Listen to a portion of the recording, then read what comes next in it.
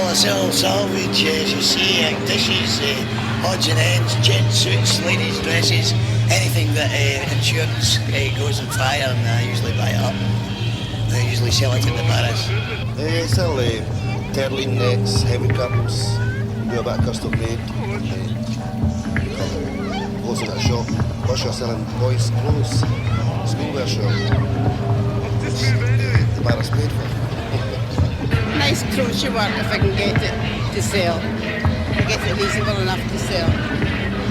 We cover most household ranges if we can, and I appreciate we're limited to space. We've got approximately 12.5 feet frontage here, so we are limited on space.